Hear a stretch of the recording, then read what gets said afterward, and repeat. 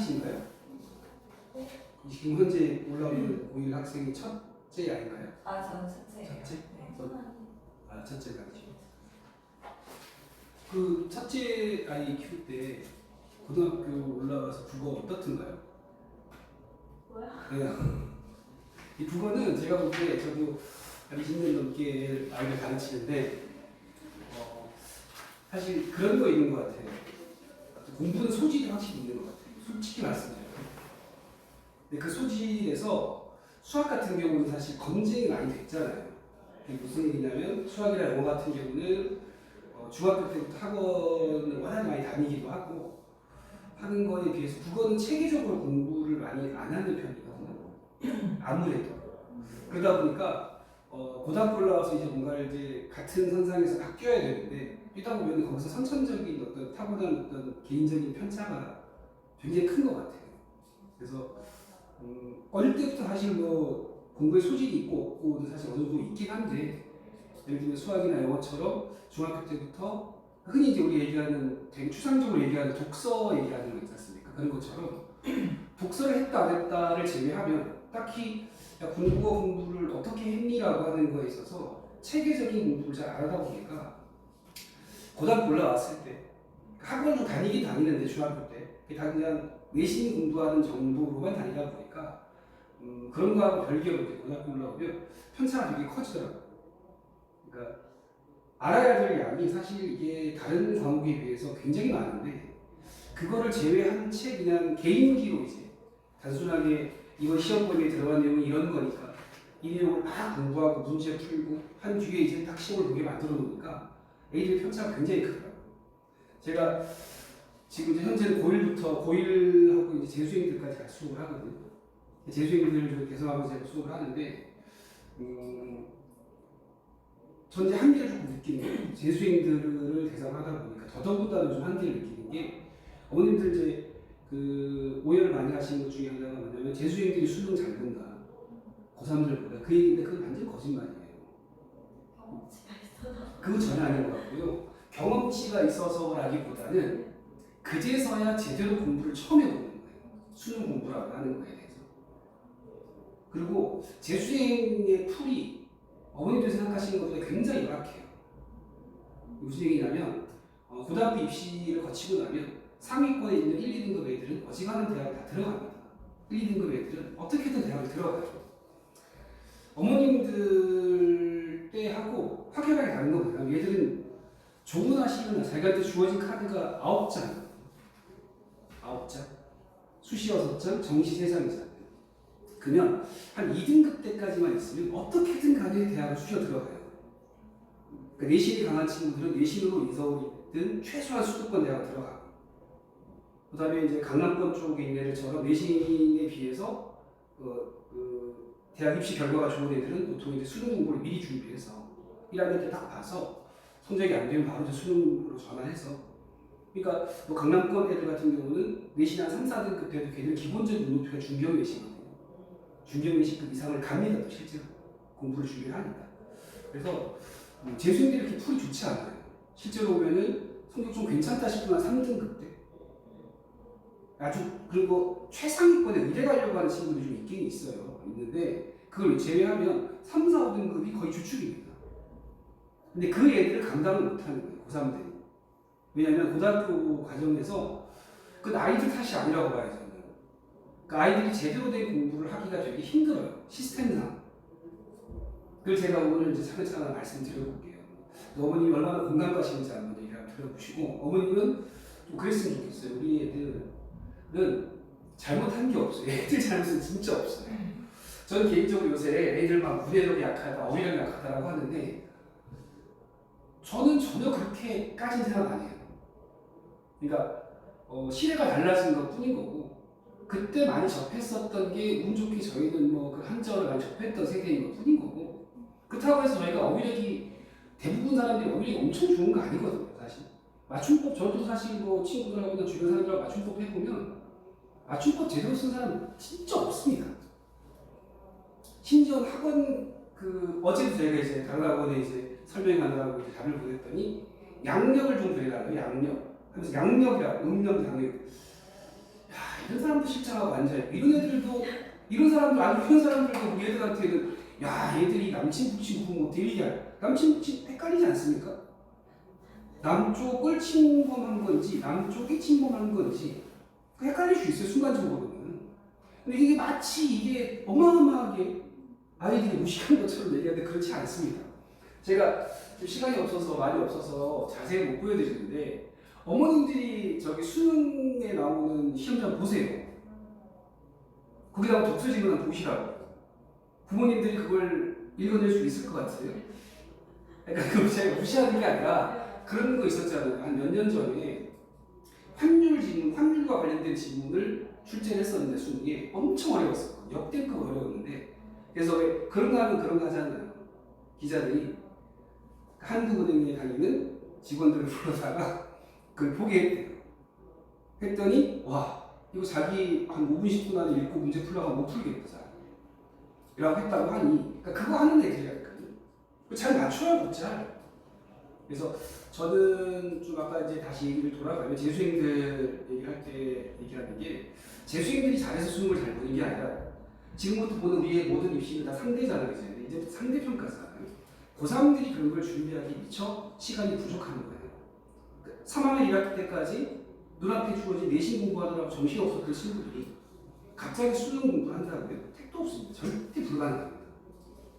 그러니까 상대적으로 아이들이 약한 것뿐이 약해지는 것뿐인 거예요. 근데 뉴스 한번 보세요. 우리 전국에서 만약에 만점자가 10명 나오잖아요. 네, 만약에 어떤 수능에 올해 만약에 만점자가 10명이야.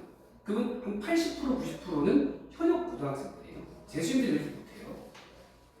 그래서 저는 이제 요즘 느끼는 게 그래서 그거 진짜 고등학교 올라가서 내신 국어 잘하려면 수능 국어 잘하려면 중3 때부터 해야 된다. 진짜.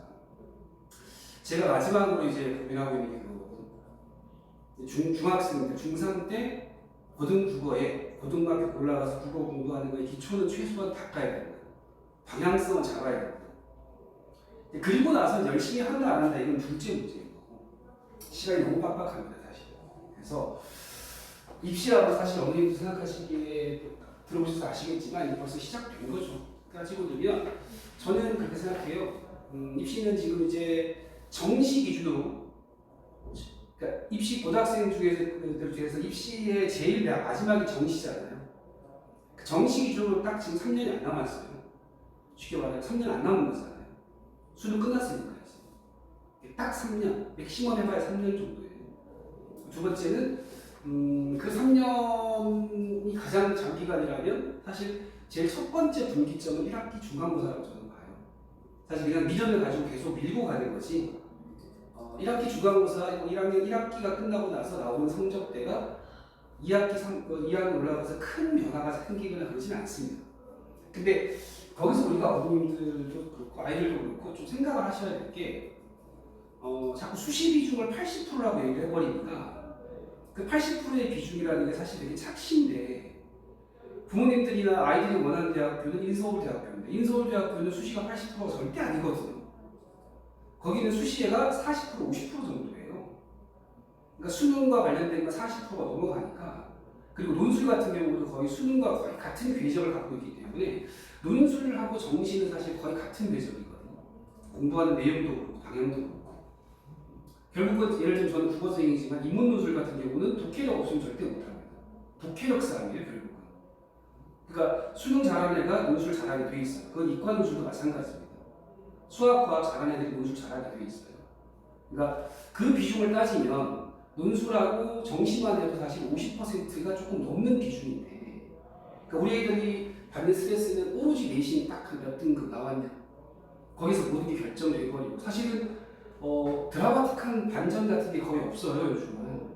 왜냐면 어차피 생각해보세요 어머니 한번 달리기 시작하는 궤적이 똑같이 달려지지 나머지가 다 앉아있고 나만 뛰는 건 아니기 때문에 내가 열심히 한다고 갑자기 내 성적이 의미있게 바뀌진 않아요. 그러니까 예를 들면 30명이잖아요 30명 내가 10등을 했어. 지금 현재 기준으로 30명이 10등하면 3등급 대예요. 3등급 대니까 3등급 대니까 인서울은 아예 못하고요. 가성적으로는 거의 불가능하고 뭐 종합전형이 있긴 하지만 얘는 사실 들쑥날쑥하니까 객관화된 지표로 봤을 때 평균적으로 3등급 대가 나오면 수도권 대학을 가야 됩니다. 근데 이 친구가 1학년 때 그랬는데 2학년 때 의미 있게 2등급대로 넘어서 1등급대로 올라갈 수 있냐? 한 명은 이길 수 있어요. 왜냐면 그 한두 명 정도는 다시 갈 수 있잖아요. 2학년 때 뭐 여자친구가 생기기도 하고 게임에 빠지기도 하고. 근데 앞에 있던 8명, 9명이 집단적으로 망가져야지 내가 이기는 거예요. 그렇잖아요. 그게 우리 반도 저 반도에서 전체적으로 다 그런 건데. 그러니까 의미 있게 막 바뀌기가 좀 쉽지가 않아요. 그래서 1학기 중간고사, 1학년 1학기 이때가 사실은 1차적인 분기점이 되는 건 사실이에요. 냉정하게 말씀을 드리면. 그리고 근데 그거 갖고 모든 게 결정되는 그건 절대 아니라니까요. 그럼에도 불구하고 꾸준하게 자기가 잘 공부를 하고 그 메이킹을 잘 해오면, 준비를 잘 해오면 뭐 논술도 있고 정시도 있고. 예를 들면 어머님 제가 하는 말씀드리면 지금 고등학교 수준을 평가하는데 가장 핵심이 뭔지 혹시 아세요? 너희 학교 딱 했을 때 너희 학교의 수준을 평가할 때 입시 결과를 가지고 평가할 때 뭘 갖고 평가하는 거죠? 오늘 뭘로 제일 먼저 평가하십니까? 입시 결과. 와, 이 학교 되게 공부 잘하는 학교구나. 서울대. 어머님은? 서울대라고 하시면 조금 지난 세대입니다. 아, 그래요? 지금은 그냥 의대입니다. 의대를 몇 명 갔냐 이걸로 결정합니다. 왜냐하면 서울대는 전국에 있는 모든 학교에서 2명, 3명 정도 들어갈 수 있는 가능성이 있잖아요. 지금 받아서 들어가는 거. 근데 의대는 그렇지 않습니다. 의대는 내신도 잘해야 되지만 수능도 잘해야 되기 때문에 그 어떤 것도 부족하면 절대 못 가요. 그러니까 의대 몇 명 갔냐 이게 가장 큰 학교 판단 기준입니다. 근데 그 중에서 이제 항상 1등하는 탑하는 학교가 어디냐면 휘문고거든요. 휘문고인데 거기는 150건, 160건을 보내요. 이건 수시기 때문에 이건 좀 깎아야 돼요. 뭐 전교 1등, 휘문고 전교 1등이면 뭐 의대 6개 쓰면 다 붙지 않겠어요? 어지간하면. 그러니까 그런 식으로 중복되는 거라서 한 5, 60, 절반을 잘라가지고 한 60명 정도만 간다고 쳐도 그 중에 재수생이 한 절반 차지한다고 해도 고3 하나 30명 간다는 얘기예요. 2, 30명은 간다는 얘기거든요. 근데 이거는 내신 잘하니까 가는 거 아니야? 택도 없습니다. 그러니까 어느 학교든 휘문고 할아버지여도 내신이 1.4, 뭐 1.5 이런 식으로 넘어가면 의대 못 가요. 못 가는 거 똑같습니다. 그 친구는 뭘로 갔겠냐? 당연히 정시로 가는 거죠. 논술로 가는 거죠. 물론 휘문고가 자사고긴 하도 뭐 똑똑한 애들이 모였다고 하더라도 사실은 내신 3등급, 4등급, 5등급 되는 애들도 딱 걔들 다 인서울 이상이 아니라 아까 말씀드린 중견내시가 아니라 서성만 이상을 모르는 친구들이거든요. 그 뭘로도 인정하는 거죠.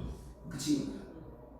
내신 당연히 4등급, 5등급인데. 그걸로 물론 이제 그런 특수한 학교도 있잖아요. 내신 3, 4등급 나와서 인서울하는 학교들도 있습니다. 수시를 잘해주는 학교들. 그 걔네가 누리는 건 딱 전형이 하나밖에 없죠. 무슨 전형일까요? 교과 전형 안 됩니다. 뭐 외국 뭐고 안 해. 교과 전형이라고 하는 건 무조건 2.0과 2.0 이런 2.0이 무조건 이기는 거예요. 이 학교가 아무리 공부 못하는 학교예요. 숫자 싸움 하자는 건데. 교과 전형 안 되죠. 수능 안 되죠. 그 친구들 우리 친구 딱 하나 학종밖에 없어요. 학종. 학종이라는 게 인서울 같은 경우는 20%, 30% 정도밖에 안 되거든요. 20%, 30%. 그러니까 도리어 수시 가지고 이걸로 대학 가야 되라고 막 얘기하는 거는 조금 아이들 좀 호도하는 거고 애들한테 좀 착시를 좀 주는 거예요. 겁만 주는 거예요. 학교 생활 열심히 하게끔 만들려고. 교과 전형은 아까 말씀드렸던 것처럼 딱 내 등급이 나오는 순간 학교가 결정돼요. 딱 보면 알아. 이거는 저기 대학 어디 가라고 하는데 다 매년 발표하거든요. 거짓말 안 하는 거예요. 내 숫자 이거 두 개 비교해보면 합격이 아니라 결정되는 거예요. 정시 마찬가지 거기 비교가 되잖아요. 근데 때에 따라서 2.8등급인데 3등급인데 와 경희대도 갔어, 성대도 갔어라고 하는 게 학종에서 가끔씩 반전이 생기는 건데 그 반전은 아무도 모르는 거예요. 사실 그 내용을 어떻게 채웠는지. 그래서 되게 복잡한 이야기들이긴 한데 그렇게 이제 입시가 시작이 되는 겁니다. 그래서 입시가 이제 시작됐다라고 하는 얘기가 바로 그 얘기인데 이거 첫 번째 분기점이 이제 1학기 중간고사거든요. 그래서 그 얘기를 좀 같이 한번 해보려고 합니다. 전 뭐 이렇게 지금 현재 내 대상학원하고 여기 나와서 제 학생들 가르치고 있고요. 수능이 바뀐 거는 뭐 이렇게 바뀐 거예요. 전체 입시가 바뀐 건 이제 9등급에서 5등급 바뀌었다 얘기 많이 들어보셨죠. 이거 나중에 그 입시 설명을 하실 때 그때부터 참고해서 받아보시고요. 국어에서 바뀐 건 없어요. 없습니다. 있는데 있는 게 없어요. 무슨 얘기냐면 여기 언어 매체라고 하는 게 있었는데 이 매체가 이제 뭐 미디어 같은 거 얘기하는 거거든요. 인터넷에서 어떤 말을 써야 돼, 유튜브 볼 때는 어떻게 대화를 해야 돼, 뭐 이런 거 얘기하는 거라서 그 매체가 의미가 없어서 빼버렸고 요거 빼고 나서 나머지는 그냥 그대로 유지가 돼요. 국어는 변한 게 내용적으로 변한 건 하나도 없다고 생각하시면 됩니다. 그러니까 이전에는 뭐 수능 같은 거 볼 때 수능 공부할 때 화법과 작문, 언어와 매체 선택을 해서 애들이 요거 둘 중에서 막 고민을 했었거든요. 고민해서 제가 선택을 할 수가 있었는데 그 선택이 없어졌어요. 공부 부담이 더 늘었습니다. 모든 학생이 문법을 다 해야 하거든요. 그래서 내용적으로 달라지는 건 국어는 없다라고 생각하시면 되고요. 그 다음에 이건 제가 이제 시간이 되면 좀 설명해 드리는데 그냥 국어가 그만큼 점수 받기가 어려운 과목이라는 게 수능에서도 거의 밝혀지거든요. 예를 들면 이런 거예요. 뭐냐면 수능에서 예를 들면 재작년 수능 같은 경우, 작년 수능 같은 경우였는데 만점자 기준으로 표준 점수로 전환한 표준 점수를 가지고 그 합격을 결정하는데 그 산정하는데 수학이 만점자가 148점이었는데 국어는 150점이었어요. 그만큼 만점 받기가 어렵다는 거예요. 반대로 국어에 강점이 있는 친구들은 또 입시에서 뭐 내신이 됐든 정시가 됐든 되게 유리한 면이 분명히 있다는 얘기인 거죠. 자, 그래서 이제 고등학교 올라오면 이제 고등 국어는 수능은 이게 80분에 45문제를 풀어요. 이게 모의고사를 애들이 이제 3월달 딱 들어가면 첫 모의고사를 이렇게 풀거든요. 80분 45문제. 뭐 애들 입장에서는 뭐 어리버리 하죠. 그러니까 80분 동안 앉아 있는 것도 힘든데 보기 싫은 그 글을 막 16페이지를 읽어내야 되니까 장난 아닐 겁니다, 사실. 그리고 내신은 50분 문제 가지고 50분 가지고 24문제, 25문제 정도 보통 냅니다. 근데 이것도 시험지가 아무리 범위가 정해져 있다고 하더라도 시험지가 막 8페이지, 막 10페이지 이상 넘어가기도 해요. 그러니까 애들이 막 읽어 제끼는데 정신을 못 차립니다. 그러니까 읽어서 바로바로 떠오르는 직관력이 없으면 사실 이거 풀어내기가 쉽지가 않습니다, 진짜. 그래서 달라지는 게 이렇게 달라지고 이렇게 시험을 보게 되는 건데 문제는 이제 여기 형식은 사실 뭐 적응하면 그만인데 문제는 이제 이겁니다. 이제 실제 내신에 출제가 됐었던 내용을 제가 다뤄놓은 건데 무슨 얘기냐면 이거는 이제 보시면 보이시는 만큼만 보셔도 괜찮으니까 자세한 건 나중에 말씀드릴게요. 이게 뭐냐면 이게 이제 시험 범위에 들어갔었던 게 애들 이제 모의고사에 나왔었던 시였었어요.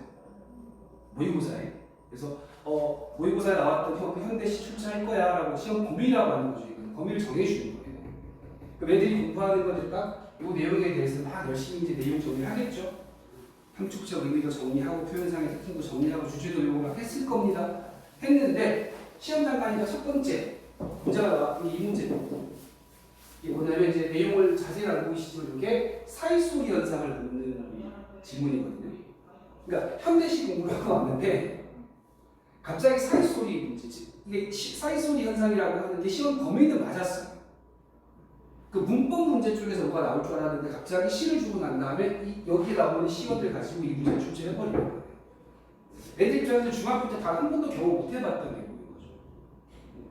또는 낯선 시 하나를 더 주고 이거 낯선 시 교과서가 왜 출제? 범위가 안 정해져 있어요. 이걸 준 다음에 굉장히 어른스러운 말로 질문을 던집니다.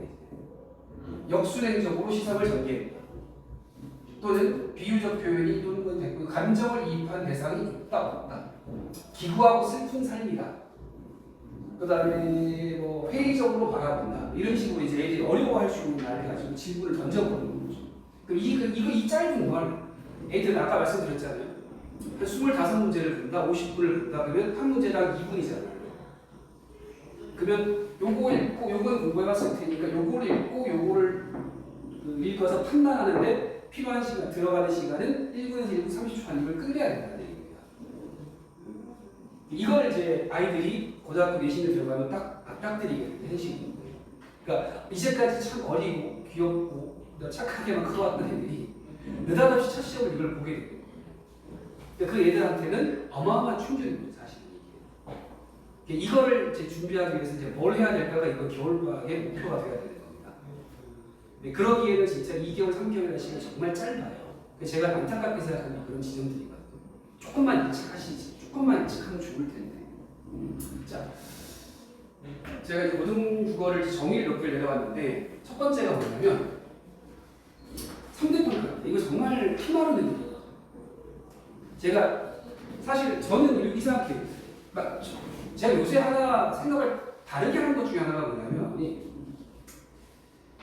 이 고등교육 입시 있잖아요. 이 입시를 되게 범죄시하고 나쁘게 얘기하는 거예요. 저도 사실 어느 정도 일정도 동의를 했었거든요. 이게 뭐냐면 사실 이 고등학교 교육이 아이들 인생에 과연 무슨 도움이 되냐 막 이런 얘기 많이 하잖아요. 실제적인 삶에 도움이 되는 게 아니라 이런 얘기 참 많이 하는데 그 회의적인 평가가 많은데 제가 최근에 한번 생각을 해봤던 게 뭐냐면 그거는 고등학교에 바랄 수 없는 내용인 것 같아요. 아이들의 인생의 진로를 어떻게 고민해야 되고 어떤 가치관을 갖고 살아야 된다는 것은 가정에서 또는 이런 공교육을 받으면서 이 사회를 거치면서 이게 모든 게 다 아우러져야 되는 거지. 그걸 똑 떼놓고 나서 학교에서 왜 그런 걸 안 가르치냐, 입시에서 왜 그런 걸 안 가르치냐라고 얘기하는데 그 입시는 입시인 거예요. 입시. 그래서 이것도 사실은 아이들이 성장해가는 과정 중에 하나 거쳐야 하는 건데 여기에서도 예를 들면 왜 그럼 학교에서도 애들한테 국영수 안 가르치고 이런 배경, 사회나 과학이나 역사 하나도 안 가르치고 인생은 이렇게 살아야 되는 거야, 저렇게 살아야 되는 거야 이렇게만 할 수는 없잖아요. 이 사회에서 필요로 하는 애들의 역량을 길러야 되는데 그 역량에 이런 역량도 필요하거든요. 그러면 이런 교육은 사실 고등학교 때 어쩔 수 없이 피할 수 없는 과정이기도 합니다. 그래서 저는 아이 너무 안타깝죠. 사실 상대평가를 한다는 게 정말 아이 입장에서는 최선을 다했는데 그 최선이라는 거에 조금만 삐그덕해버리면 자기가 원하는 결과를 못 얻게 되는 거라서 그 점은 너무 아쉽긴 합니다만 어쩔 수 없이 애들이 이겨내야 되는 게 첫 번째가 상대평가죠. 그래서 이런 거예요. 어머니는 아이가 이제 처음이라고 하니까 중간고사를 딱 끝나고 애가 왔어. 집에 왔어. 그러면 첫 번째 뭐라고 질문하실 것 같아요? 고등학교 1학기 중간고사를 보고 왔어요. 5월 한 3일쯤 됐어. 어려웠냐? 어려웠냐? 두 번째. 몇 점 받았어? 그치, 몇 점 받았어. 이 얘기부터가 실패인데 몇 점 받았냐는 상대평가에서는 아무 의미 없는 거죠. 그러니까 어려웠냐 거기까지. 그래서 잘 봤니? 네가 하고 싶었던 것만큼은 했어? 그리고 슬쩍 물어봐야 되는 게 뭐죠? 어머니? 슬쩍 물어봐야죠. 상대평가니까. 옆에 애들 옆에 애들은 어땠니? 이렇게 물어보는 거예요. 못한 애들 친구들은 어땠더니? 이렇게 물어보는 거죠. 그걸로 진작하셔야 되지. 50점? 미쳐가지고 이거 아닙니다. 50점이 아니라 평균이 30점의 수학 들을 수도 있어요. 그러니까 상대평가 이게 정말 피가 많은 싸움이 있었고 그러니까 점수가 중요한 게 아니라 내가 제일 이긴다 못 이긴다가 중요한 거거든요. 내가 열심히 했다 하나도 안 중요해요. 그러니까 제가 이제 재수생들을 처음 만날 때는 하는 얘기거든요. 제 딸은 열심히 했습니다. 이 얘기하는 순간 망한다는 거예요. 그러니까 누군가는 간에 너를 두려워할 정도로 많이 해야 되는 거지. 상대가 너를 두려워해야 되지. 제 딸에는 열심히 한다고 했는데라고 얘기하는 그 순간부터 너는 끝입니다. 그게 네 한계인 거야. 이거를 애들이 이제 너무 어린데 그걸 이제 경험을 하고 있으니 그게 좀 안타깝긴 합니다. 두 번째 사실 2번인데 사실 공부의 핵심은 중학교 때까지 싸우고 사실 약속대리였는데 태권도 약속대리 아시죠? 품새를 배웠으면 품새를 배우는 대로 때리는 거예요. 나는 이쪽을 칠 테니까 이쪽 피해 이런 거. 주먹이 가면은 몸을 피하는 거예요. 다리가 가면은 다리를 피해야 돼 이렇게 얘기하는 거예요. 그게 중학교 시험에 정확히 적용됩니다. A를 B라고 가르쳤으면 시험장에서는 B는 A 아니야 이렇게 물어보는 정도거든요. 약속 대련 이거죠. 근데 고등학교 딱 올라가면은 범위는 있는데 범위가 없다 이게 바로 이건데 약속 대련이 사라져요. 그 대표적인 예시가 이렇게 프린트에서 요걸 한번 볼게요. 5페이지 한번 보실래요? 5페이지 보시면 여기 이제 가에 이제 시조 하나를 가르쳐요. 황신의 시조인데 이 시조가 이제 간략하게 내용을 말씀드리면 이런 거예요. 동짓달 기다린다면 혼자 있어. 외롭지 않아요. 그러니까 이 여기 혼자 있는 이 긴 밤의 시간을 동짓밤도 애들 사실 몰라요. 동시가 뭔지 모르지. 그러니까 왜 동짓날을 선택했는지 애들 모르지만 이거 설명을 하면 돼요. 동짓 밤이 제일 기니까 긴 밤이야. 그래서 혼자 있는 시간이 외로워서 시간을 쭉 잘라. 뚝 잘라버리면 혼자 있는 시간은 짧아져. 이 긴 시간 잘 넣어뒀다가 나중에 사랑하는 분 오시면 그때 이거 펼쳐볼래 이렇게 얘기하는 거거든요.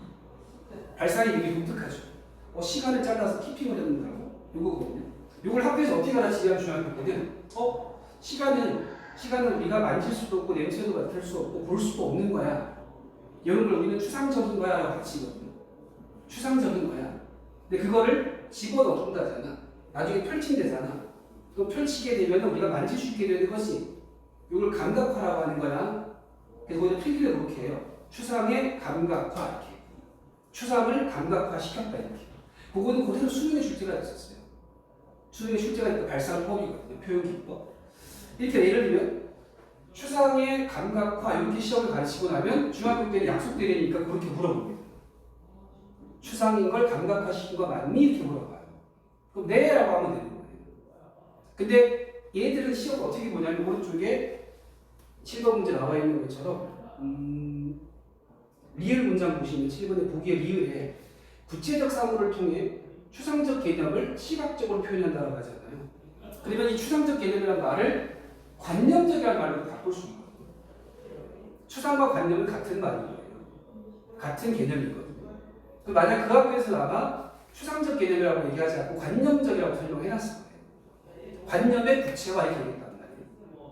그 관념이라는 말 대신 이렇게 추상이라는 말로 바꿔버립니다. 순간적으로. 그럼 얘들은 이 말을 쫓아가야 돼요. 그러니까 뭔가를 정해서 얘기한 것 같긴 한데 실제로는 그 정해진 게 없는 거예요. 애들이 그래서 뭘 준비해야 될까? 애들은 잘못한 게 없거든요. 충분히 글씨를 공부했고 선생님이 말하는 걸 다 외웠던 거예요. 근데 질문에는 또 범위가 없습니다. 그래버리니까 애들이 공부를 해도 별로 효과를 못 느끼는 거죠. 이런 건 내신 때 절대 공부를 못 시킵니다. 왜냐면 그 선생님이 이 언어를 이런 식으로 표현할 거라고 하는 걸 예측할 수 있는 사람은 없잖아요. 이 선생님이 이렇게 가르쳤지만 이거와 같은 말이 이런 식의 표현을 했을 때 이 말이라면 선생님이 얘기했던 이 뜻과 같은 거 아니야를 생각할 줄 아는 애가 돼야 되는데 이게 단순하게 내신 대비를 한다고 해서 이루어질까? 이게 참 딜레마입니다. 사실. 제가 진짜 어려워하는 거고 제가 와 이거를 고3 때 수능 공부에 또 재수생 때 수능 공부하면서 이걸 바로 할 수 있다. 이게 참 쉽지가 않아요. 걔들은 이제 시키면 흉내를 내요. 이때 너 무슨 생각해야 돼? 이때 왜 이 생각해야 돼? 이걸 계속 반복시키면 애들은 그거 흉내라도 내려고 하는데 이 아이들 너무 어리다 보니까 그게 잘 안 되는 거예요. 잘 안 하려고 하. 이게 진짜 이제 어려운 싸움이 되버리고 약속되는 데서 이제 그냥 개싸움이 되는 거예요. 일종의. 목숨 걸고 싸우는 개싸움처럼 되버리기 때문에 이 공부를 이걸 우리가 암기를 해 준비를 해야 됩니다. 그리고 이것과 거의 맥락이 비슷하긴 한데요. 국어는 사고력 싸움이라고 해서 암기 과목이 아니라고 생각하는데 이거 진짜 공부 진짜 못하는 친구들이 하는 얘기예요. 모든 공부의 시작은 암기거든요. 금방 이것도 암기입니다. 이게 일종의 어휘력이잖아요. 그렇죠? 금방 우리가 봤던 이 문제가 어려운 이유도 어휘력 때문에 그런 거거든요. 어휘력이 약하니까.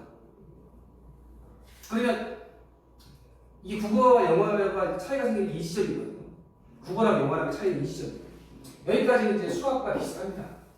수학도 주어진 과제를 내가 생각해서 풀어내는 과정을 연습하는 거라서 비슷한데 영어는 매주 보는 어휘 테스트가 의미가 있어요. 왜냐하면 영어는 고등국어에 수능국어에 나오는 게 3,000단어, 5,000단어 이 정도 범위 안에 제한되거든요. 근데 국어는 그게 없죠.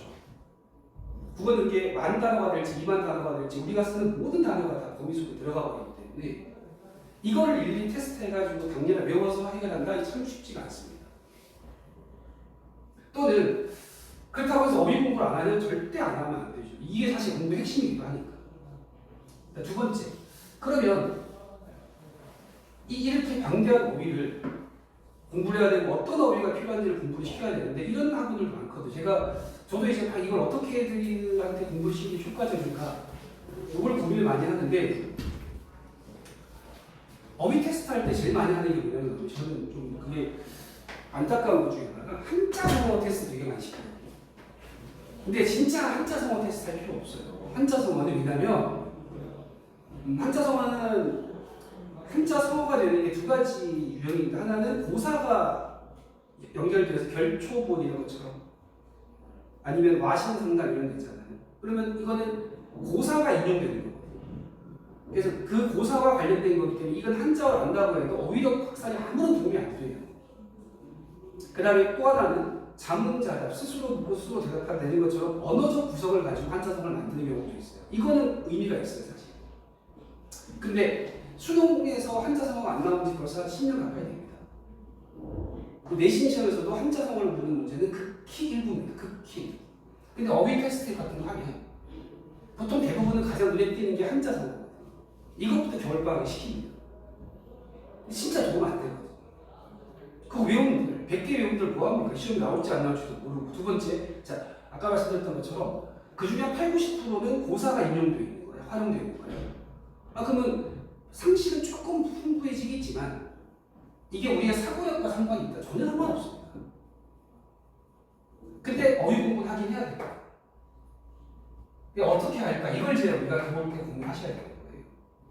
그러니까 제일 좋은 건 사실 내가 읽은 책, 내가 읽은 글, 그 속에서 나오는 단어들을 궁금해하고 그다음 이걸 가지고 내 어휘를 키워나가는 과정이 사실 제일 아름다운데 저도 이제 이걸 어떻게 하면 제일 좋을까를 지금 이번 기억에 계속 고민 중이거든요. 어쨌든 그런 어휘 공부. 아까 전에 문학 잠깐 봤었지만 문학 작품 기껏 감상하고 나도 읽어놔도 그 말이 그 뜻인지 모르면 답을 또 못 고릅니다. 이런 개념을 공부. 또는 작품 자체에 대한 이해. 결국은 저희가 재수생들을 가르칠 때, 야, 너 뭐가 국어에서 뭐가 제일 어렵니라고 하면 대부분 얘기하는 게 문학.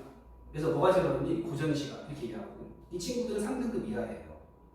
이게 무슨 얘기냐면 성적이 좋은 친구들은 공부 학습량이 워낙에 많다 보니까 고전 시간을 계속 여러 번 봤을 거고 많이 하다 보면 반복되거든요. 고전 시간이 계속 새로운 작품이 나오는 게 아니기 때문에. 그러면 이 얘들은 머릿속에 그게 저장이 됩니다. 자연스럽게. 그러니까 외워져 있기 때문에 그 자체가 얘한테 배경지식이 되어버립니다.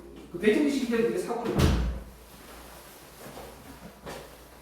그리고 아까 전에 뭐 환율 얘기 잠깐 했었지만 이런 친구들 많거든요. 재수생들을 수업하다 보면 특히 문과애들 같은 경우는 이런 얘기 많이 하거든요. 선생님 저는 과학기술 지금 너무 어려워요. 근데 거기에 대한 제 솔루션이 있겠어요? 잘 생각해보세요. 내가 지금 저 과학기술 너무 어려운데 저는 국문과를 나온 사람이에요. 그럼 제가 국문과를 왜 갔겠습니까? 과학기술이 싫어서 간 거예요. 저도 그쪽이 소질이 안 맞아서. 두 번째, 얘야, 내가 과학기술 지구를 너한테 쉽게 읽을 수 있게 가르친다면 지금 있는 대한민국의 과학 선생님들 다 바보다 진짜. 왜 그 과학을 쉽게 못 가르치겠냐? 그분들이 못 가르친 걸 내가 어떻게 가르치냐? 그래서 과학기술 지문이 쉬워지는 방법은 절대 없다. 근데 왜 어려운지는 알겠다. 왜 어려울까요? 문과라서 과학 포기해서 어려운 거예요. 문과라서 과학 시간에 과학 포기해버리니까 어렵고 이과라고 사회 시간 포기하니까 철학 나오고 논량 나오고 어려운 거예요. 그냥. 그럼 어떻게 해야 되냐? 다 잘해야 되죠. 국어를 잘하려면 포기하는 방법이 없어요.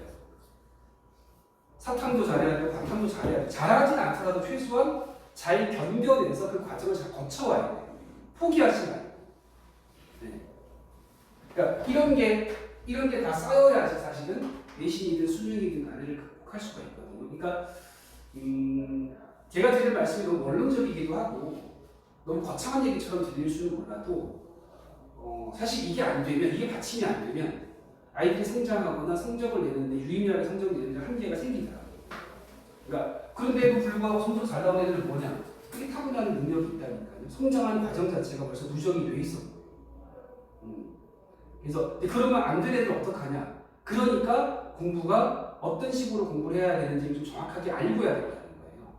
아까 어머니 잠깐 나가셨을 때 말씀드렸지만 어휘 공부 시킬 때 제일 많이 하는 게 한자성어 같은 거 외우는 건데 한자성어 외워가지고 내신 대비를 할 수가 없다니까요. 한자성어를 공부한다고 해서 환율 지문을 익히겠냐고요. 네. 그때도 막 매일 하는 게 막 일주일에 한자성어 15개, 20개 이걸 막 테스트를 매일 하는 거예요. 보여줘야 됩니다. 근데 그게 진짜 의미가 없다는 거를 학원도 알고 있는데도 불구하고 시켜요. 아이들은 그걸 모르니까 하는 거예요. 근데 부모님만은 아셔야 됩니다. 부모님들이 아셔야 얘가 우리 애가 이런 게 좀 부족하구나. 이거는 시간이 좀 걸리더라도 천천히 하면 나아질 거니까 야, 괜찮으니까 용기 가지고 열심히 하자. 라고 하면 얘는 성장이라도 해서 나중에 정시라도 잘 볼 수가 있는 거예요. 근데 당장 눈앞에 당장 뭔가 형식적인 거 이거라도 빨리 뭔가를 시키려고 하다 보니까 얘는 그거 가지고 달라지는 건 없는데 해보니까 나는 남는 것도 없는데 뭐 이렇게 돼버리거든.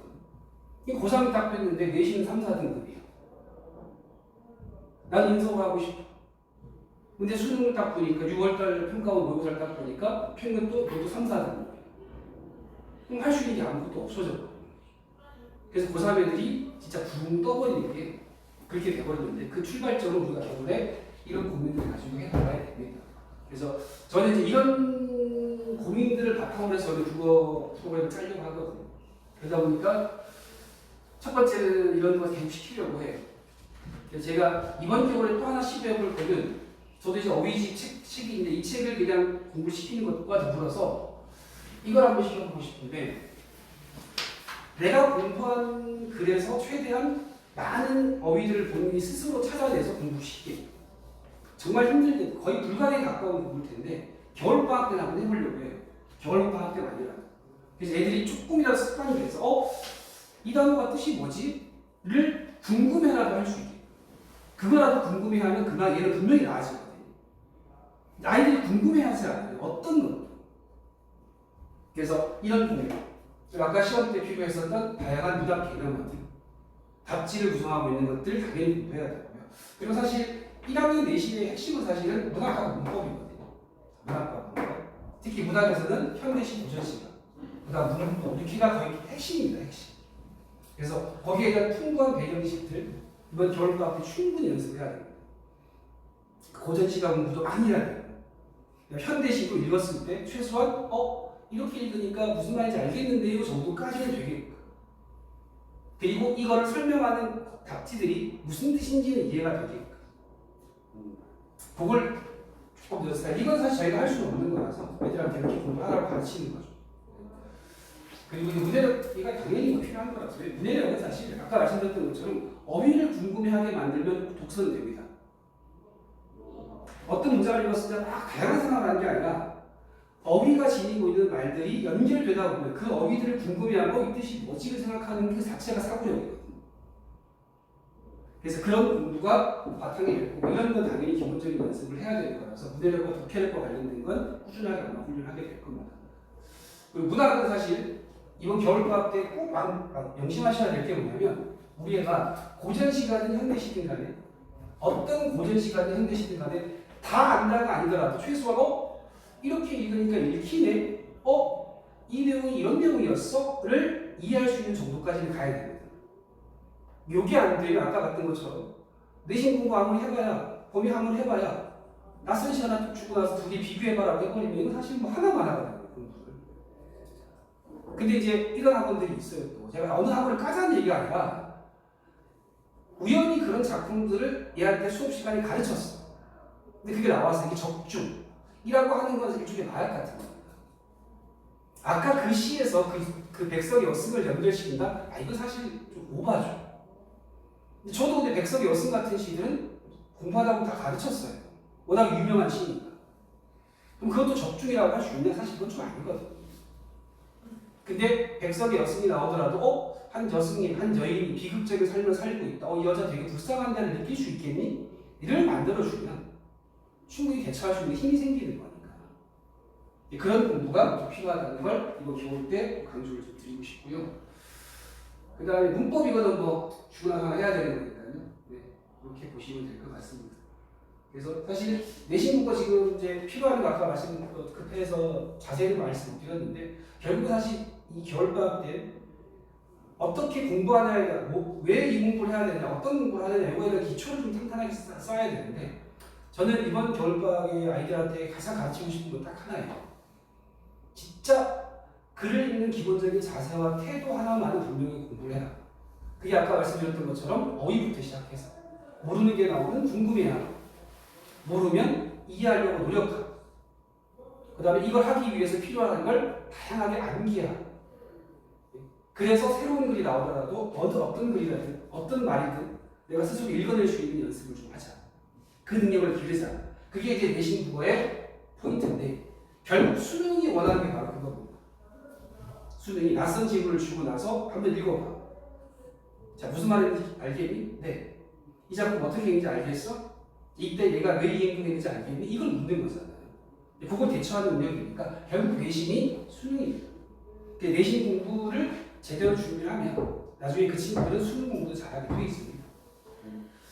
그래서 겨울에 아마 고등학교 국어라는 걸 처음 접한 아이들이어서 굉장히 부담스럽고 어렵게 느껴지기도 할 거고, 또는 그거를 너무 터무니없이 그냥 편하게만 준비하다 보면 아까 말씀드렸던 것처럼 약속대를 하는 친구들한테 갑자기 개싸움처럼 마구잡이로 달려드는 그 싸움을 본인이 견뎌내야 되는데 그게 참 쉽지 않아질 수 있다는 거죠.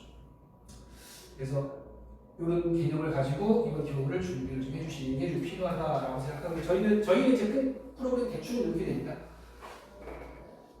스텝 1, 스텝 2까지 해서 이제 내신 대비 들어가기 전까지 해서 4주, 6주 과정이어서 3월, 이제 1월달, 2월달 거쳐 3월 초까지입니다.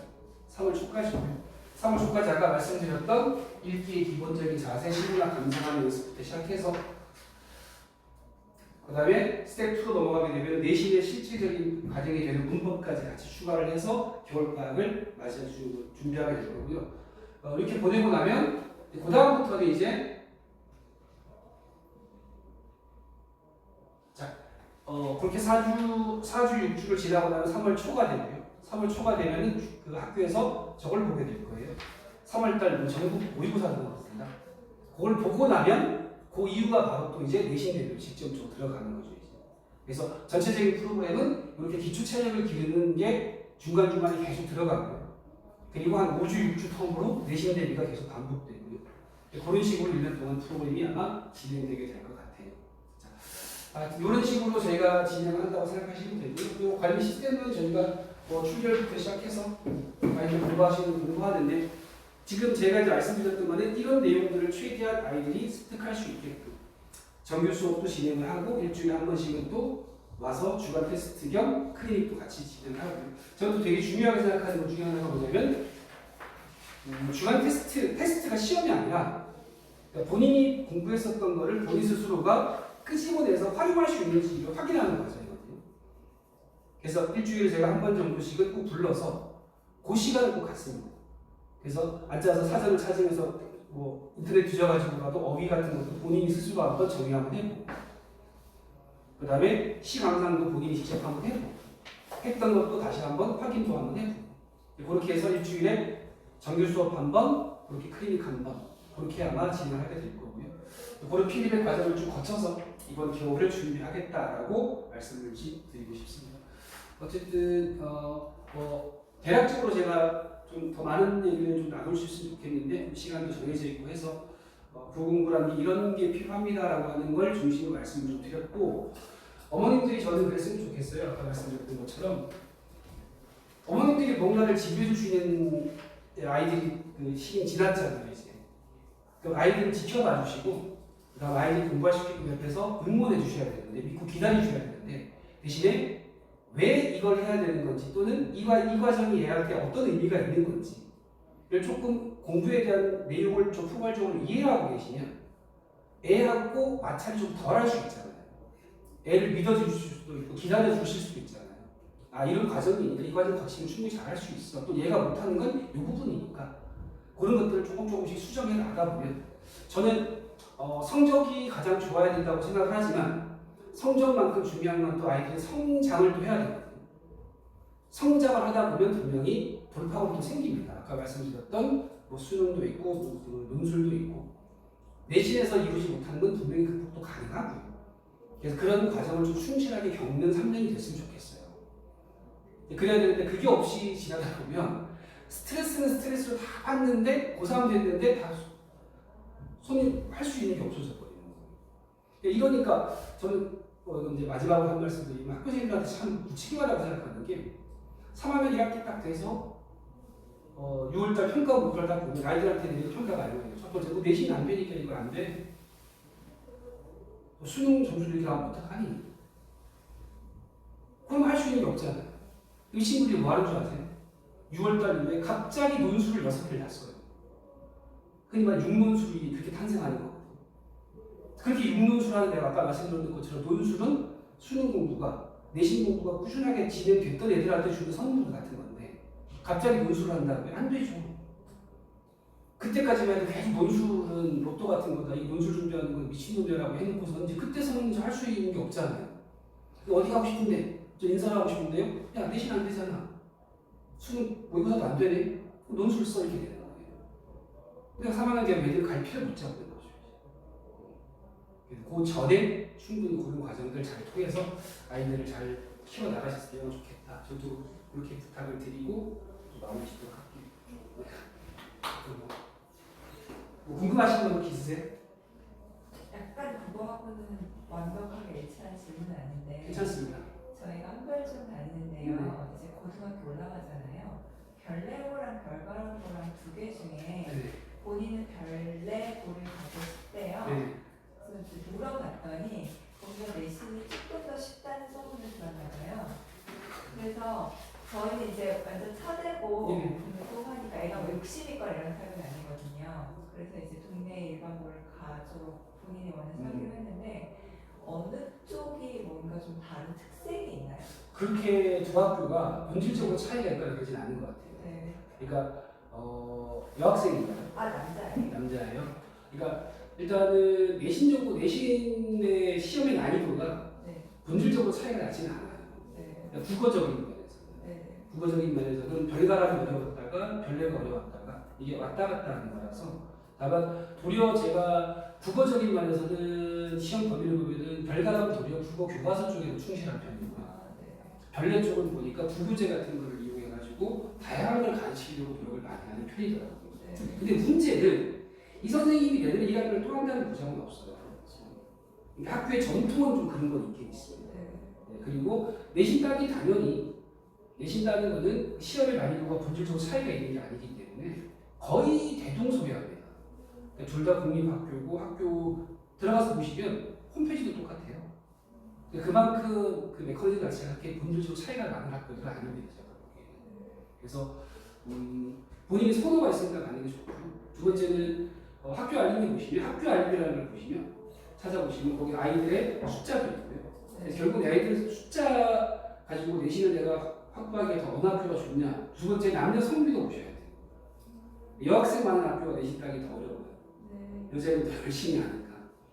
그래서 그런 정도 차이를 가지고 그냥 본인이 선호하는 학교 정도는 별다른 별내에서는 큰 차이가 없다고 해요. 국어적인 면에서는.